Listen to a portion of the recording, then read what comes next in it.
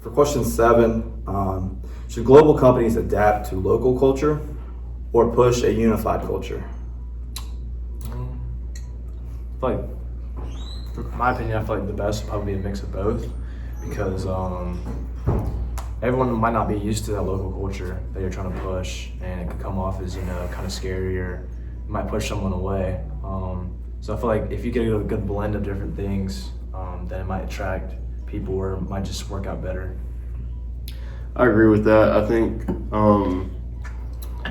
think there's a blend of everything, like he said, and I don't know, I'm kind of more on the push to adapt to a local culture, just because I feel like that's what I grew up with, and I think that's how people understand better stuff, so, Yeah. I kind of go towards the other way for push for a unified culture. I mean, obviously it's good to have the local, culture down and adapt to it and stuff. But I think a company needs a very strong, core culture. Its values, their mission, the way it's working. So it's not any different at any of the different places throughout the world. It's all the same. So it's kind of more consistent, and it kind of gives the consumers or whoever it kind of gives them more of they're stable. They stick to their plan and they continue it out.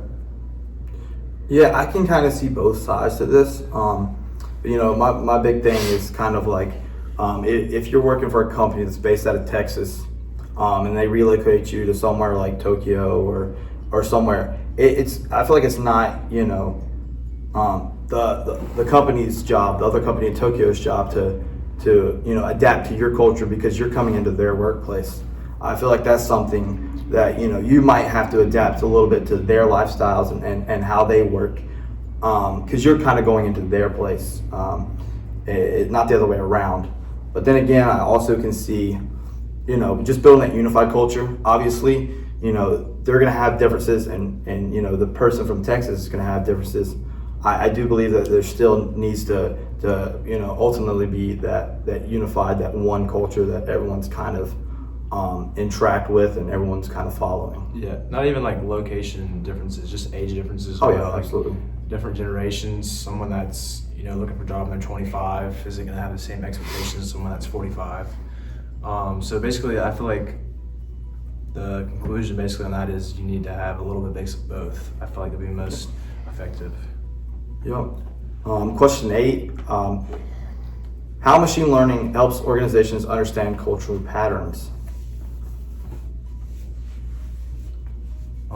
Machine learning can do things like it can help. Well, machine learning doesn't judge, first off, so someone might feel as if they voice their opinion about certain things, they might be judged. But when it comes to machine learning, there's really no judging when it comes to that. I feel like it can help, I think it can help distinguish certain patterns when it comes to, response times, participation, different things like that. Yeah, I agree with that. I think he kind of hit it on the head there. I think machine learning is just kind of going to help, figure out how each person learns, and I think it can help, the leaders make better decisions about the culture and inclusion. I don't think that machine learning is going to take over, the culture, but I feel like the big thing is it doesn't judge. It's going to allow you to learn the ways that you're supposed to learn and kind of blend all those differences into one. Yeah, I also think too, with machine learning AI, for especially startup businesses or smaller organizations, they can kind of put in gather data and research and put it in and see kind of the trends of cultural patterns and the positive things that companies do to foster a good culture, and it also can show them the negatives and certain businesses that might have went down because of certain cultural problems. I mean, everybody really summed it up. All I gotta say is that really, I mean, machine learning just helps leaders make better decisions in the workplace of cultures, stuff like that. I mean, that's it. All right. So question 9: do you think machine learning can analyze ethically in the workplace?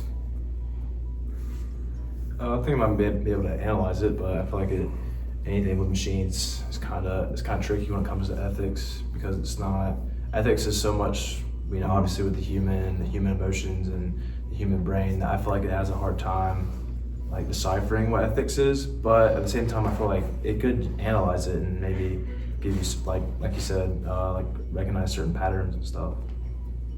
Yeah, I think it's more for just a group thing more than not just by your individual self. I think it can help on your different collaboration trends, how your meetings participation rates, as well as like the training engagement, how you're engaged with these different groups, that involve with your ethical background and all that stuff.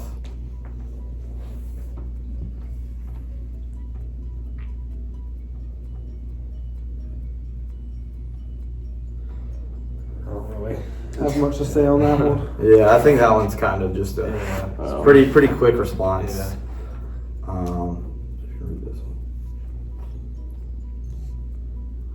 So the big takeaway, AI machine learning can absolutely support cultural understandings, but they can't really replace that human side. They're tools, but they're not, building that culture itself and going into those different dimensions. Yeah. I think that's more of just the human side, and people don't realize, like, people think AI is going to take over. AI can't tell how you feel. Yeah.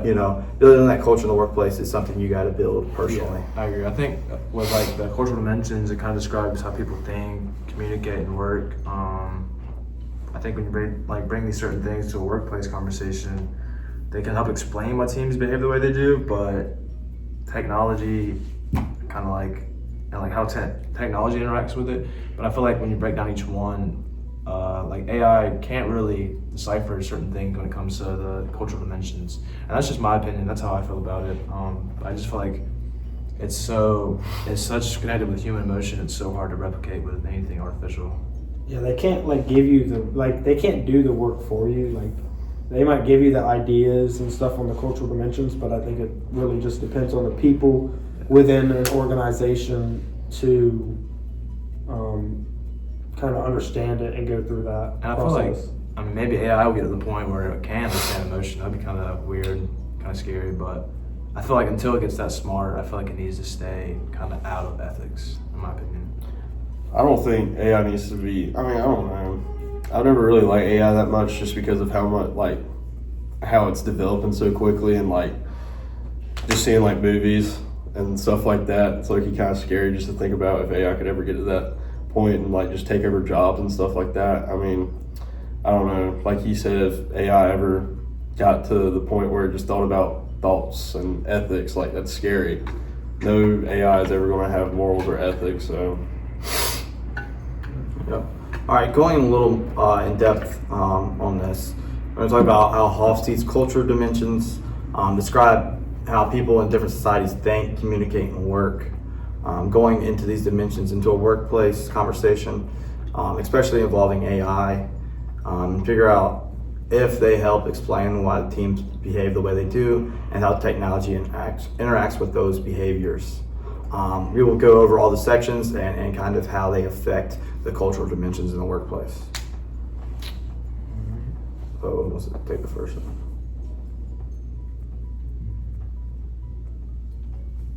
Well, one of the first one's individualism and collectivism, and it kind of just talks about how people prioritize personal goals or, goals within a group. I feel like with individualistic cultures, they value communication and personal achievement and personal relationships, and with collectivists, it's kind of they want to be part of a team, they want that group feeling, and they kind of just value being a group and forming relationships.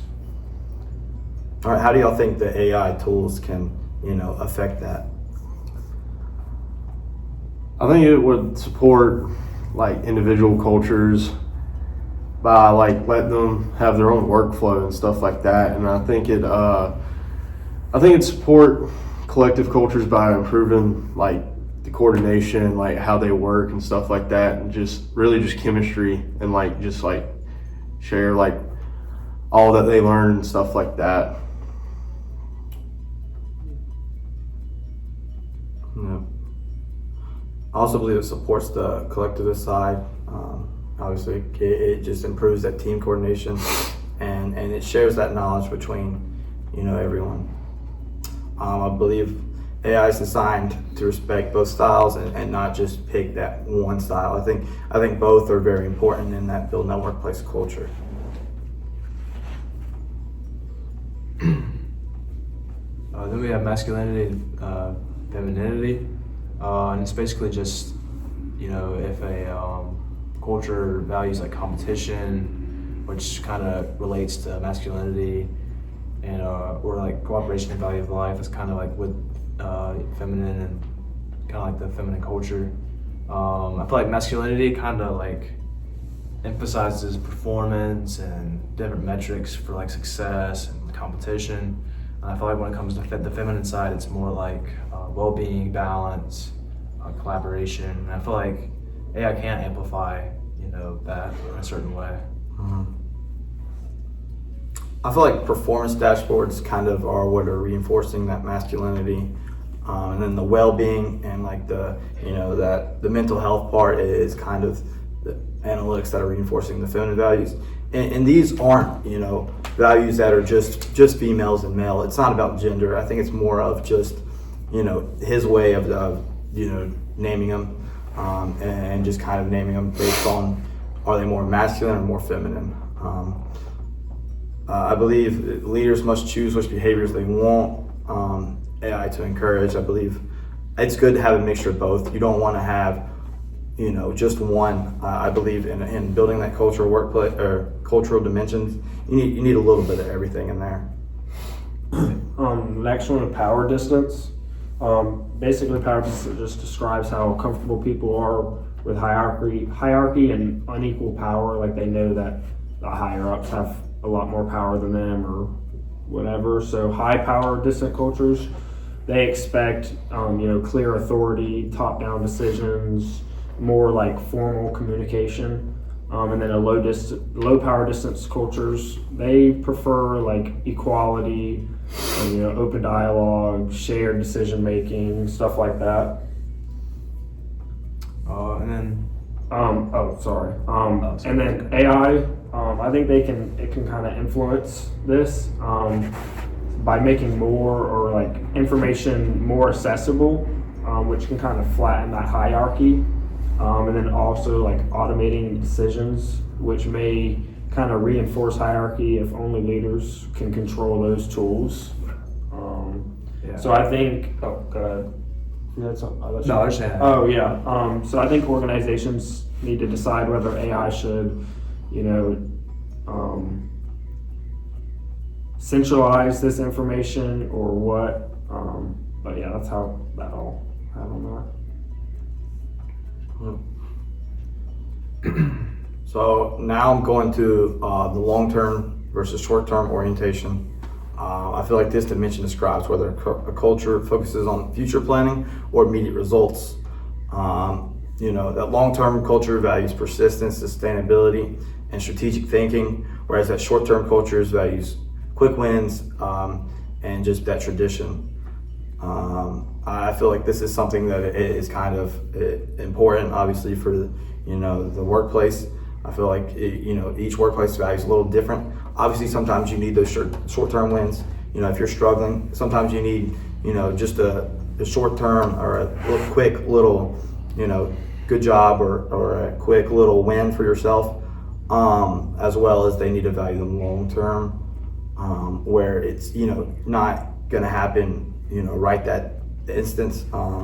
It might take a couple days, couple weeks, couple months, but it's kind of something you're kind of pushing forward towards. Another one, the uncertainty avoidance. Just kind of, this reflects how comfortable people are with ambiguity. So in like high uncertainty avoidance cultures, they prefer more of a like structure, like strict rules, predictability. And then low uncertainty avoidance cultures, they are more flexible and like more comfortable to adapt to change.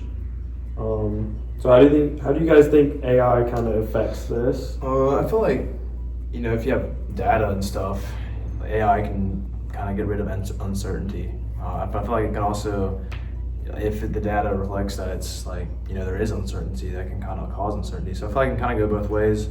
But I feel like AI can also help you introduce new technologies that might increase like uncertainty. I just feel like that's how it's used. I feel like AI can calm one culture down but stress out another. So it's really just, it just varies, in my opinion. Indulgence versus restraint. I mean, this dimension really reflects how a culture allows enjoyment and expression. I mean, indulgent cultures, they really value certainty, freedom, and fun, and then restrained cultures value discipline, control, and rules. I mean, I've always I've always worked around a restrained culture with like being in a meat packing company, always having like to wear a coat if I'm going to go cut meat, having like to be disciplined by my dad if like I have to like he tells me to go put stuff up on shelves or like load up a truck, just stuff like that.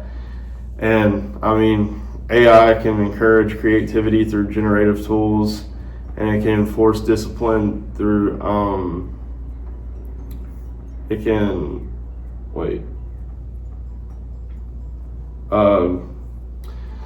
and it can enforce discipline through the way it speaks and stuff like that and tells you stuff. So yeah.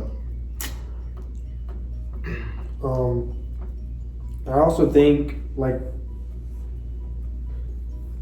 the cultural impact depends more on how the organization would deploy that AI in that certain dimension. Yep. Kind of like the last thing for Hofstede's studies and stuff. How these dimensions shape AI's role in the workplace. I think that's a big one. I think AI interacts with Hofstede's dimensions in several ways. First, it can bridge the culture gaps by translating languages and communication styles. Next, it can misinterpret culture nuance, especially indirect communications. Next, it can reinforce existing cultural norms if trained on biased data. And then lastly, it challenges the norms by introducing a new way of working together and being collaborative. AI is not culturally neutral. It kind of reflects the values of people who design it and use it. I think AI is kind of a big thing today, and there's definitely some ways you can use it positively to definitely affect the cultural dimensions of the workplace. No.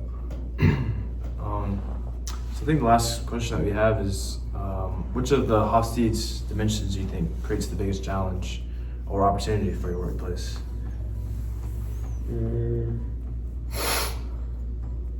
Me personally, I feel like